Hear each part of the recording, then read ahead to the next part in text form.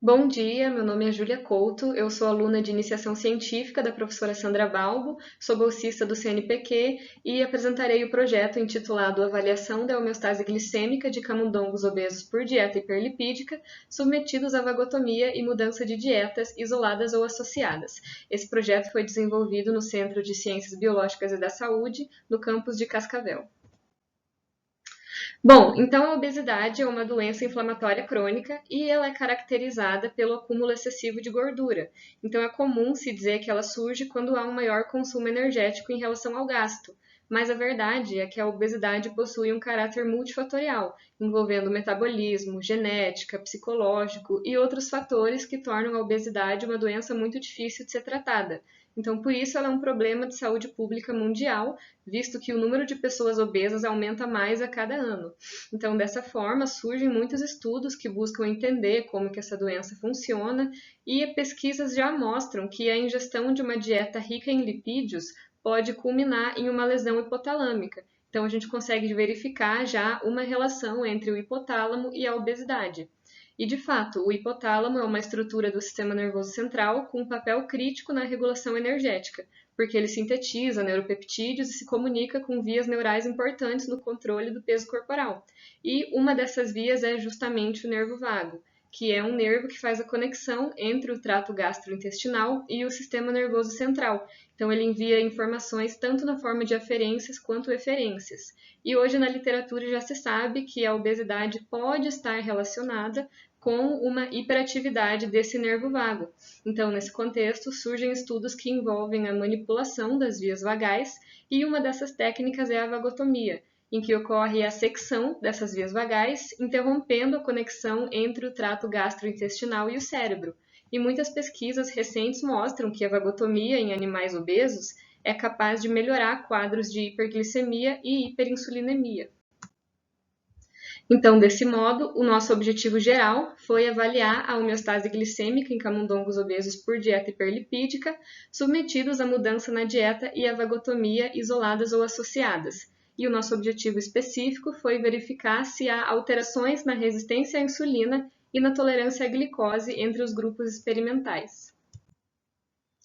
Bom, então, em relação à metodologia, a pesquisa tem um caráter experimental e foi feita no Laboratório de Fisiologia Endócrina e Metabolismo, que é o LAFEM, de acordo com o Comitê de Ética no Uso de Animais da UniOeste. Então, foram utilizados camundongos machos, da linhagem C57BL6. Eles foram acondicionados no biotério satorial do LAFEM em condições de temperatura e luminosidade controladas. E aí todos eles receberam dieta padrão durante a primeira semana do experimento. Só que depois desse tempo, os animais foram separados em dois grupos. O grupo controle, que é o CTL, em que foi ofertada uma dieta padrão até o final da pesquisa, e o grupo dieta hiperlipídica, abreviado em HFD pelo inglês High Fat Diet. E esse grupo recebeu uma dieta altamente rica em lipídios para a indução da obesidade. Então, na 8ª semana, foram feitos procedimentos cirúrgicos no grupo High Fat Diet, que foram ou a vagotomia troncular, que é o grupo VAG, em que os dois ramos do nervo vago são seccionados, ou a falsa operação, abreviada como SHAM, em que houve só a manipulação das vias vagais, só que não houve o corte. Então, dessa maneira, o grupo High Fat Diet ele se subdividiu em três. Então, um grupo foi submetido à falsa operação e continuou ingerindo dieta hiperlipídica, que é o SHAM High Fat Diet.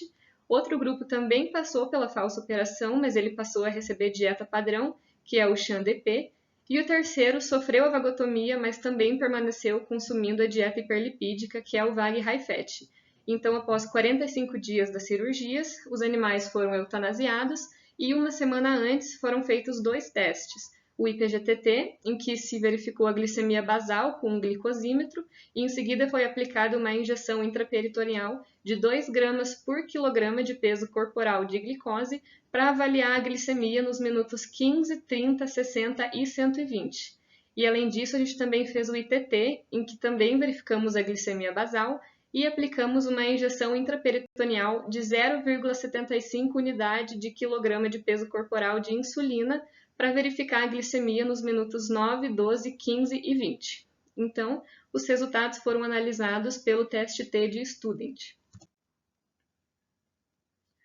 Bom, então, quanto aos resultados que a gente achou, a gente utilizou o grupo controle para comparar o peso corporal com o grupo High Fat Diet na 8ª semana de experimento, e a gente constatou que a obesidade foi de fato induzida no grupo High Fat Diet.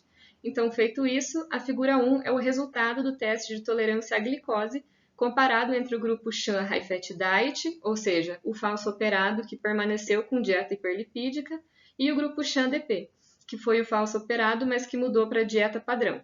Então, no tempo zero do gráfico, houve a injeção de glicose e conforme a gente consegue ver no eixo X, não houve diferença significativa nos níveis de glicose dos dois grupos durante os primeiros 30 e 60 minutos após essa injeção. Só que a partir do minuto 60 e até o minuto 120, a glicemia do grupo falso operado que mudou para a dieta padrão, ela reduz de uma maneira significativa em relação ao grupo falso operado que permaneceu na dieta hiperlipídica. Então, consequentemente, a área sob a curva do grupo Sham High Fat Diet foi maior, como a gente observa no gráfico em barras ao lado. E já na figura 2 é a comparação do IPGTT entre os grupos Sham High Fat Diet e VAG High Fat Diet, ou seja, ambos que permaneceram na dieta hiperlipídica, só que eles diferem em relação à cirurgia que foram submetidos. Então, novamente, com a injeção de glicose no tempo zero, a gente observou que a glicemia foi semelhante entre os grupos durante todo o tempo, ou seja, não houve diferença estatística entre os falsos operados com os vagotomizados, e, consequentemente, a área sob a curva também foi estatisticamente semelhante. Já na figura 3, a gente compara o IPGTT entre Sham DP e VAG High Fat, para comparar a mudança de dieta com a vagotomia. E aí, conforme a gente observa no gráfico, a glicemia foi estatisticamente semelhante nos dois grupos, então não houve diferença entre eles, e por causa disso também a área sob a curva foi semelhante. E já na figura 4, é em relação ao teste de tolerância à insulina, o ITT. E aí a comparação entre os dois grupos falso operados mostra a diferença estatística na glicemia deles no minuto zero, com o Sham High Fat Diet tendo maior glicemia basal, e essa diferença retornou no minuto 18, onde a glicemia do grupo Sham DP foi maior. Só que no restante do tempo a glicemia foi estatisticamente semelhante, e por isso a área sob a curva dos dois grupos também foi semelhante. Na figura 5, a gente compara o ITT do Sham High Fat Diet e do VAG High Fat Diet e não houve diferença estatística em nenhum momento entre a falsa operação e a vagotomia em relação à glicemia, e a área sob a curva comparada entre os grupos foi semelhante. E por fim, na figura 6, é a comparação do ITT entre o Sham DP e o VAG High Fat, e isso aponta uma diferença estatística na glicemia basal, maior no VAG High Fat, e no minuto 18, que foi maior no Sham DP. Só que no restante do tempo analisado, a curva glicêmica não foi significativamente diferente, e também por isso a área sob a curva dos grupos foi estatisticamente semelhante. E esses resultados diferem do resultado de outros pesquisadores, como Barella e colaboradores, que em 2015 verificaram que a vagotomia melhorou a hiperinsulinemia e a tolerância à glicose em ratos, e também Balbo e colaboradores, que em 2016 verificaram uma normalização das concentrações plasmáticas de glicose e insulina de ratos após eles serem vagotomizados. Ou seja, nesses casos, a vagotomia ela foi capaz de retornar a glicemia para a sua homeostasia.